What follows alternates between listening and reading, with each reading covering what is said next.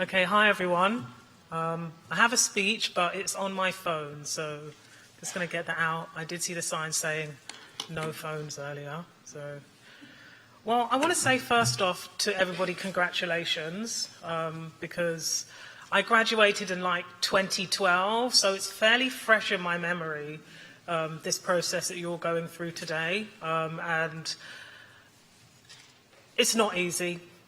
So I just want first of all to say, congratulations, and to really spend today luxuriating in your achievement. I want to say thank you for that really wonderful introduction that you just gave. I think it's quite interesting for me to be here today because I'm an English literature graduate, and I was hearing, as a lot of you were walking up the stage, a lot of people in business, a lot of people, in a very different field from the field in which I graduated. But I think that there actually are some overlaps. And interestingly enough, I feel that as I've had to, develop my career as a writer, I had to kind of learn on the job business administration. And so I'm a little bit jealous of those of you who've actually got the formal education to go off and make it happen for yourself. Anyway, that's me riffing. I'm going to get into my speech today. So good afternoon, graduates, faculty, family and friends. What a privilege it is to be here today, celebrating this incredible milestone with you all. I think something I've had to really learn in my career is recognizing a milestone. And I mentioned that a little bit earlier, but I'm going to repeat it today because I feel like this is going to be a day in your lives where a lot of people are going to be asking you, what are you going to do next? If you may have even already had that question. And sometimes we can get so fixed on where we're going next that we fail to recognize what we've actually achieved. But ultimately, you are at the beginning of something now. You've ended something, you're now at the beginning. And this is going to be a journey, because I was reflecting on my life and my career since I graduated, that's going to challenge you, and it's really going to shape the rest of your life. So when I was in your shoes and I was about to step out into the world after I graduated, I really had no idea what my future held. And ultimately, I was trying to start a career that didn't exist. I wasn't looking to go into an organization. I wasn't looking to follow a traditional hierarchy. There wasn't an existing sort of walked path for me. So I didn't have the answers. I didn't really have anybody to look to. To some extent, I still don't. But what I did have, and I feel like many of you have, is a sense of purpose. I think when you come to university, you want to make something of your life.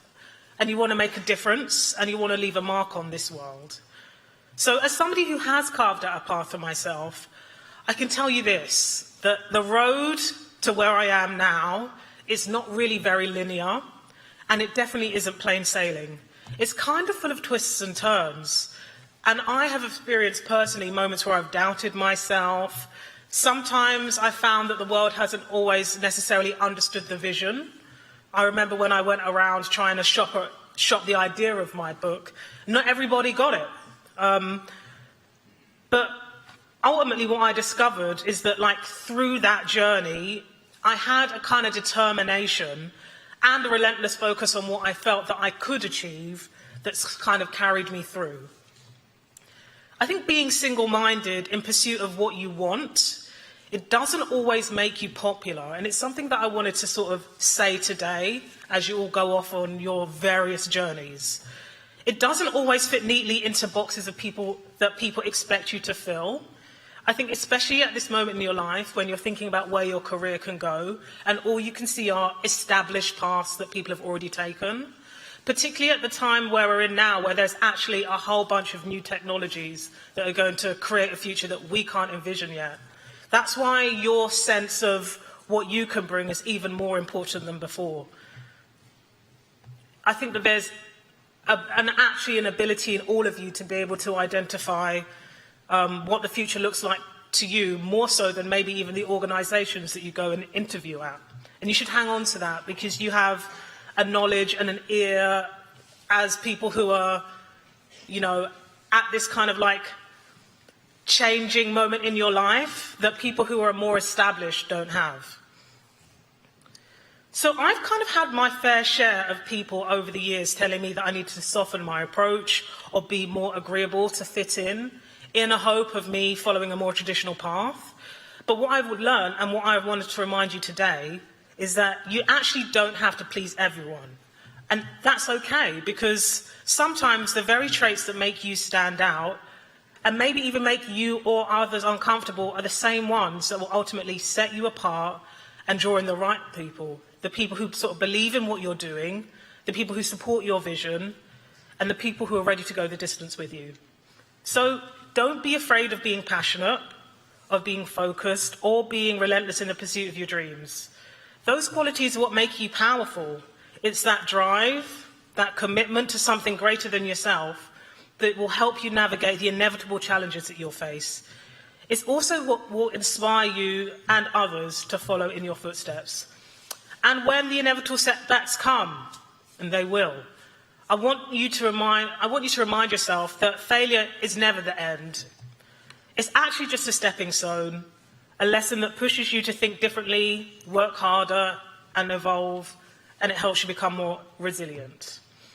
Success isn't really about avoiding mistakes. It's about learning from them, adapting, and moving forward with confidence and clarity. So to the graduates that I'm speaking today at the University of York, I want you to be reminded that you do have something really interesting in every single one of you. You have the ability to shape the future and to make the world a better place. So be bold, be fearless in the pursuit of your passions. The world does need your voice, your creativity, and your courage. I think you're actually already equipped with everything that you need. Yeah, you'll have to learn some lessons, but don't we all? You've got your talent, you've got your education, and importantly, you've got your drive to go off and make a difference. So go out there, don't be afraid to make some noise. Don't be afraid to challenge the status quo. Don't be afraid to break boundaries. Be the kind of person who inspires others to believe in the impossible. Congratulations, everyone. I can't wait to see all the amazing things that you'll do. Thank you.